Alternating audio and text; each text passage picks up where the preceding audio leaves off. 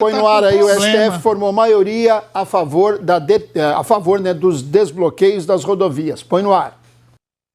O Supremo Tribunal Federal formou a maioria a favor da determinação do ministro Alexandre de Moraes de desbloqueio das rodovias que passaram a ser ocupadas por caminhoneiros após a vitória de Luiz Inácio Lula da Silva nas eleições.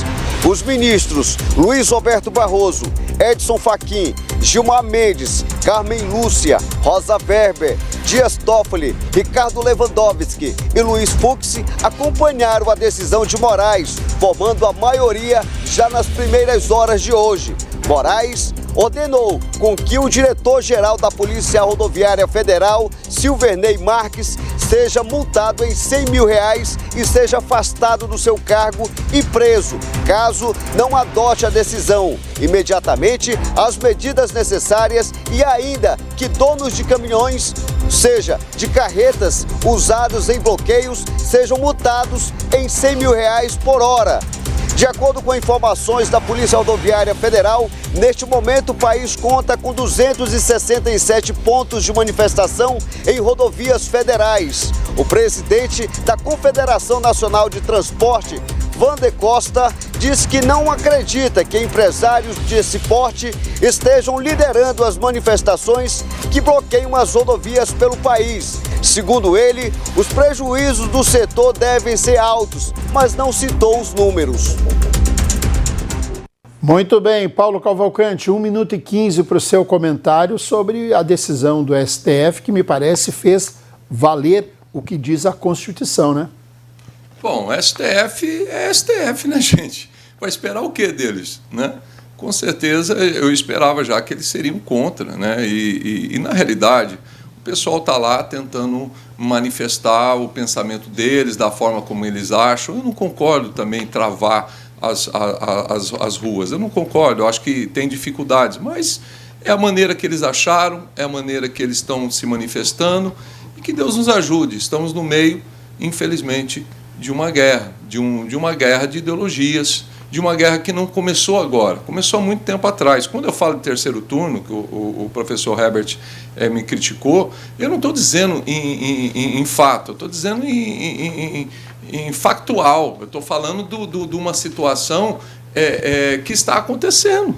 Vai ter gente falando, um dizendo uma coisa ou dizendo outra, porque não foi algo legítimo, não foi algo 100%. Houve uma guerra que acompanhou quatro anos, um maior conglomerado de imprensa, né? E talvez a maior rede de imprensa, de televisão da América Latina, uma das maiores do mundo, comemorou a vitória muito bem, Paulo, Lula. Muito bem, fechou. Então é complicado isso, quando você vê repórter se abraçando, Ramon, chorando e comemorando, sua vez. É muito difícil isso. Por favor, Ramon, 1 minuto e 15, vamos respeitar o tempo, gente. Eu avisei, a grade está muito apertada, o nosso roteiro está no limite, vai lá. A decisão do STF é uma decisão acertada, uma decisão que prioriza e que privilegia o cumprimento da lei e da Constituição. Não se pode admitir que esse bando de criminosos e baderneiros agora querem subverter a ordem constitucional vigente. É preciso ter responsabilidade e aceitar. E eu volto a dizer, isso não é todo o eleitorado do presidente Bolsonaro. É um pequeno setor radicalizado, antidemocrático, que quer tocar fogo no país. É bom vocês enfiarem a viola no saco e ir voltar para casa, chorar na cama, que é lugar quente, né, e deixar o país correr. A eleição acabou domingo e Lula teve 60 milhões de votos. É o presidente mais votado da história do Brasil. E é preciso que se respeite isso, porque a vontade da maioria é que deve prevalecer numa democracia, e é preciso que se respeite as leis e que se permita ao povo brasileiro ter acesso a remédio, a comida e garantir o livre trânsito pelas estradas brasileiras. Ricardo Frota, 1 minuto e 15 para você, por favor. Cujuí, eu acho um absurdo quando você chama os eleitores do Bolsonaro de criminosos, quando, na verdade, sequer foram submetidos a um devido processo legal, da forma como foi submetido o teu político de estimação, Luiz Inácio Lula da Silva.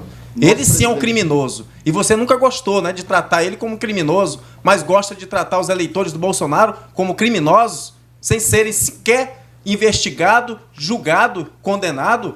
Que isso, Cujuí? Eu acho que você tem que ter um pouco mais de respeito com esses eleitores. O teu grupo, o grupo do Lula lá, o MST, que é acostumado a invadir terra, de tocar o terror, isso você não fala nada, né? Então acho que precisa sim você respeitar. A gente sabe que a gente está vendo, concordo com o bispo, é uma guerra que, por hora, essa batalha o Lula venceu. Mas hoje a gente tem uma direita fortalecida, forte na Câmara Federal, a maior bancada na Câmara Federal, a maior bancada no Senado Federal e um líder. Bolsonaro mostrou que ele é o maior líder dessa nação. Muito bem, Herbert, 1 minuto e 15. O que eu acho mais engraçado é que o Bolsonaro e o bolsonarismo sempre acusou o MST de baderna, né? Porque o MST, no passado, tinha essa prática de interditar rodovias. Quem não lembra? A CUT também. Né? Eles faziam esses movimentos. O PT fazia, a esquerda fazia. Hoje a esquerda já está madura, não faz mais. Ela ocupa as praças públicas e a frente dos órgãos. Né? Então, hoje a gente vê a direita fazendo aquilo que o MST fazia no passado.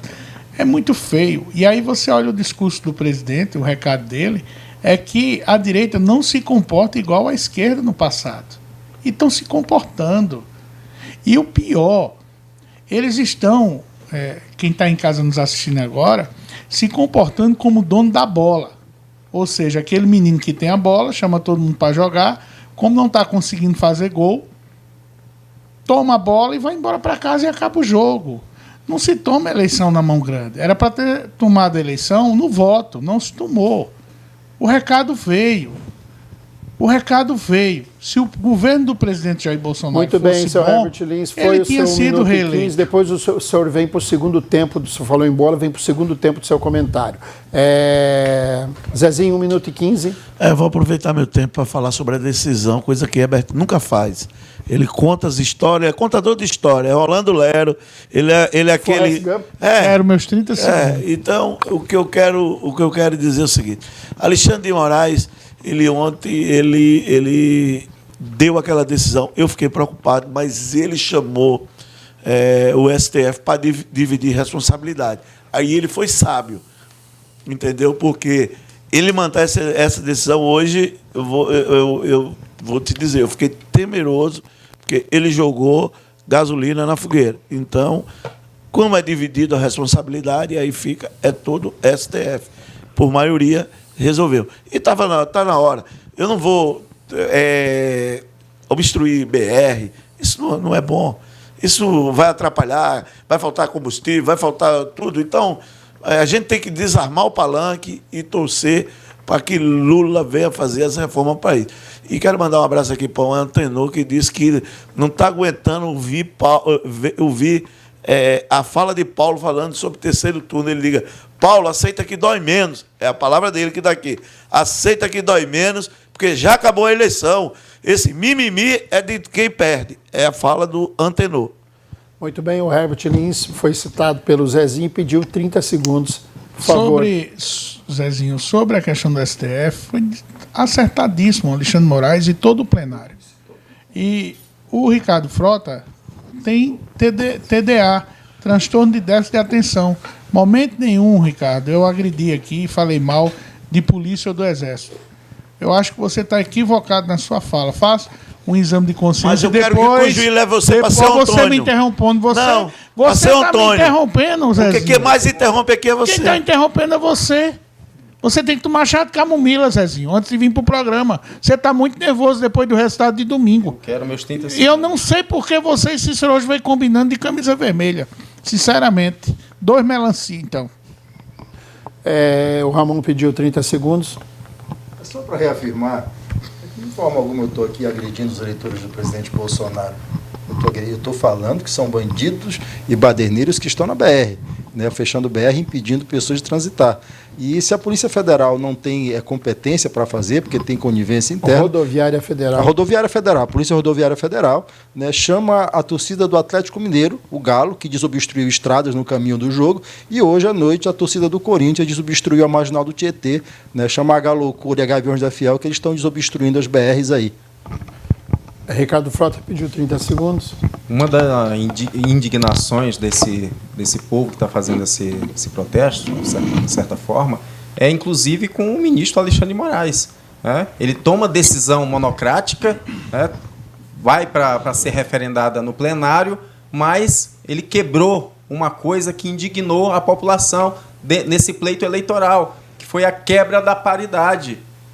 De forma absurda, o Alexandre de Moraes quebrou a paridade entre os candidatos e pendeu e beneficiou muito o Lula, o presidente eleito Lula. Então, isso causou uma grande indignação da população e a gente está vendo na rua isso sendo externado pela população, em especial os eleitores do Bolsonaro.